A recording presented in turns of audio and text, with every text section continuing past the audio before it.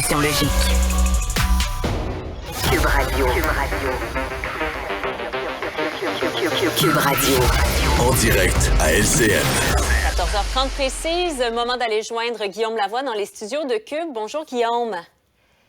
Bonjour Marianne. Parlons de la Coupe du monde de soccer au Qatar. Ça commence dimanche et on a appris dans les dernières heures que la vente de bière serait finalement interdite autour des stades. Dans un premier temps, on avait mis certains paramètres, mais là, interdit autour des stades, dans le stade aussi. Quand tu es le commanditaire Budweiser, Guillaume, à 2 jours du début de l'événement, tu ne dois pas la trouver très drôle, là.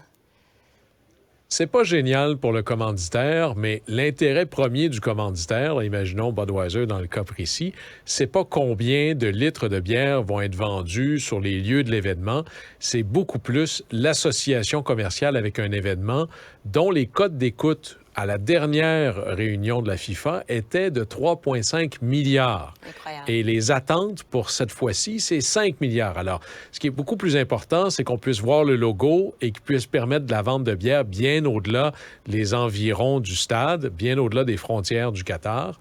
Alors ça, je dirais que c'est quelque chose pour lequel l'impact est pas gigantesque pour le commanditaire. Là où je pense il y aura une conséquence. Évidemment, pourquoi est-ce qu'un pays comme le Qatar, qui n'est pas exactement le champion des droits humains, essaie d'avoir des événements internationaux comme ça? C'est pour se montrer au monde, c'est pour s'inscrire dans la cour des grands, pour dire à l'ensemble des joueurs, venez chez moi, je veux faire des affaires. Ce qui est arrivé ici, c'est qu'on décide unilatéralement, et il y a des frais à ça, de réécrire un morceau de contrat, de le faire à quelques jours d'avis. Et là, ça envoie le message, quand je fais des affaires avec le gouvernement du Qatar, c'est pas exactement faire des affaires comme aux États-Unis, ou au Canada, ou au Québec, ou en France. Ouais. J'ai ici un gouvernement qui peut réécrire un bout de contrat juste parce qu'il le désire comme ça. Alors ça envoie peut-être exactement le contraire du message qu'aurait souhaité inscrire le Qatar dans cette Coupe du monde. Ouais, c'est intéressant. Il y a aussi toute la question du boycott diplomatique. On le sait, le Bloc et le NPD voudraient que le Canada envoie un message fort, mais on comprend que ça pourrait être vu comme un affront aussi par le Qatar. Donc, il y a toute une question de diplomatie à travers ça, là. C'est toujours très difficile. D'abord, ces décisions-là doivent se prendre bien avant la veille du déclenchement de l'événement.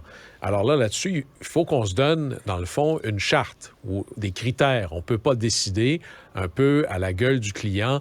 Ici, je boycotte, là, je ne le peux pas. Ouais. On est allé en Chine, est-ce qu'on se permettrait d'aller au Qatar? Si je vais au Qatar, est-ce que j'irai en Arabie Saoudite, la Corée du Nord? Quels sont les critères pour dire ici c'est oui et ici c'est non? Et c'est normal qu'il y ait cette tension profonde. On pourrait boycotter et dire « vous n'existez pas ». S'il y a juste le Canada qui le fait, je ne suis pas certain de l'impact final. Ou encore de dire « on va essayer de vous engager, mais comme on le fait là présentement, vous allez entendre parler du Qatar et de l'enjeu des droits humains et de son programme qui est presque de l'esclavage moderne parce qu'on a énormément de travailleurs étrangers dont le permis de sortie du pays appartient à l'employeur. On va mettre ça sur la table et par cet engagement-là, ça créera une pression supplémentaire pour faire bouger l'aiguille. Mais évidemment que se taire, c'est la dernière chose. Et là-dessus, que le Qatar fasse ce genre d'événement-là et exige en plus que l'on ne dise rien, il y a peut-être des gens qui s'imaginent que le Qatar pense ça, mais ça fait longtemps qu'ils jouent dans ce film-là et ils s'attendent, bien sûr, ça vient avec le territoire, comme on dit. On voit certains pays, des athlètes qui, pour montrer justement leur attachement aux valeurs, à l'ouverture, par exemple, par rapport aux communautés LGBTQ+, et tout ça, vont porter brassard arc-en-ciel et tout ça. Donc, il y a quand même un mouvement qui s'inscrit tout en étant présent, là.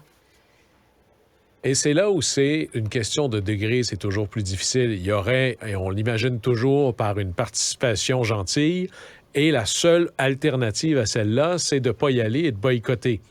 Alors, est-ce que je peux y aller et dire, je vais vous parler de ce que j'ai vu là-bas? Il y a des grandes choses. Le Qatar est un petit pays de rien qui est devenu un joueur international gigantesque et massivement important parce que c'est un producteur de gaz naturel majeur, mais en même temps, il a une structure de gouvernance, une structure de droits humains qui l'amène dans un autre siècle. Et si vous regardez, par exemple, les Émirats arabes unis qui sont à côté, ils sont probablement beaucoup plus en avance.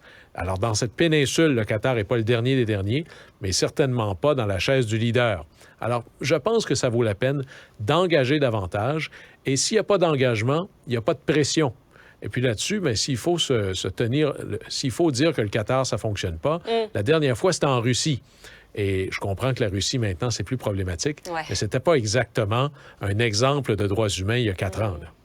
Merci beaucoup, Guillaume. Bonne fin de semaine. Au revoir. C'est tout pour nous à Cube Radio.